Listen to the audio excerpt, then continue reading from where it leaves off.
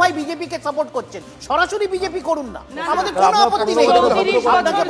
আপনাকে বলি 34 বছরকে অনুকরণ করার জন্যই কি তাহলে আপনারা সরকারে আরে সেটা অন্য কথা, 34 বছরের অনুগত ছাত্রী হওয়ার জন্য মমতা কোনো মোরাল অথরিটি নেই আমাদের করে আরো 4 গুণ করেছিলেন। মুসলিম অ্যাপিসমেন্টে সিপিএম কোনো মোরাল অথরিটি নেই এবং দেখিয়ে দিয়েছি সরকার কিভাবে নিরপেক্ষ সরকার চালান কিছু দিন তারপরে দেখাবেন।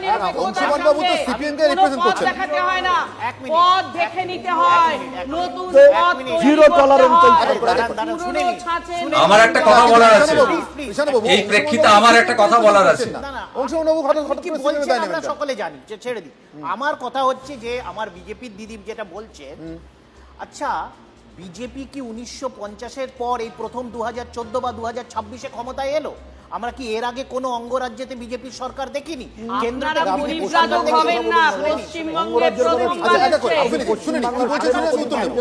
আরে এতগুলো বিজেপি আছে, তাও একটা তৃণমূলকে আটকাতে হচ্ছে। আমার কথা হচ্ছে ভৈরব সিং শেখাওয়াত রাজস্থানের মুখ্যমন্ত্রী ছিলেন, মদনলাল খুরানা দিল্লির মুখ্যমন্ত্রী ছিলেন, প্রশ্নটা কি মধ্যপ্রদেশেও ছিল, অটল বিহারী বাজপেয়ী প্রধানমন্ত্রী হয়েছিলেন, তখন কি এই গোহত্যা 1950-এর আইন বিজেপির মনে পড়েনি?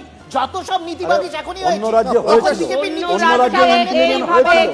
অন্য রাজ্যে কোন সংখ্যালঘু আমার একটা কথা বলার আছে, মুসলমানদের নিয়ে আমার একটা কথা বলার আছে। নই রাজ্যের সৃষ্টি করেনি অন্য কোন রাজ্য। মমতা বন্দ্যোপাধ্যায় কার্যত একটা নই রাজ্য, আমি সব বুঝলাম,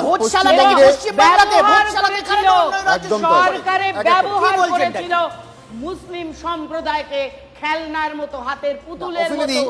একেবারে আমার একটা বক্তব্য, অযোধ্যাটা কি পশ্চিম বাংলাতে? অযোধ্যা আন্দোলন কি বিজেপি করেনি? সেটা কি ধর্মীয় ছিল না? ভোজশালা আন্দোলন কি বিজেপি করেনি? সেটা কি পশ্চিম বাংলাতে? সব বুঝলাম, সেটা কি ধর্মীয় শুরু? আপনাকে মানতেই হবে, এত সুষ্ঠুভাবে আজকে ঈদের নামাজ হয়েছে। আরে বাবা, আমি যে কথাগুলো বলছি এড়িয়ে যাবেন না, শান্তিপূর্ণ। আপনারা খুব ভালো কথা, শান্তিপূর্ণ হলে সবাই এটাও তো দেবে। এটা আমি একটা উত্তর দিতে চাইছি।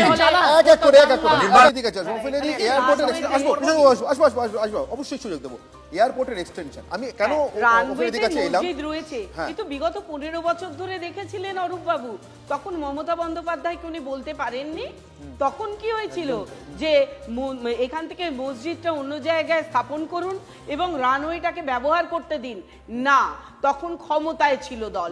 আজও যদি ক্ষমতায় ফিরে আসতো তখনও কিন্তু এরা চোখে এই ঠুলি পড়ে থাকতো এবং বলতো যা চলছে সব ঠিক চলছে। আমাদের জন্য কোনো কঠিন কাজ নয়, আমরা আইন মেনে কাজ করব। অবশ্যই আমাদের রানওয়েটা বিস্তার লাভ করবে।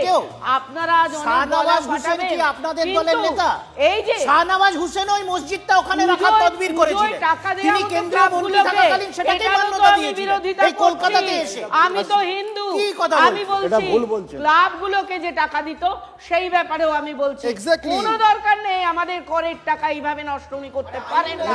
কেন করেছেন? করতে পারেন না, আইনে নেই।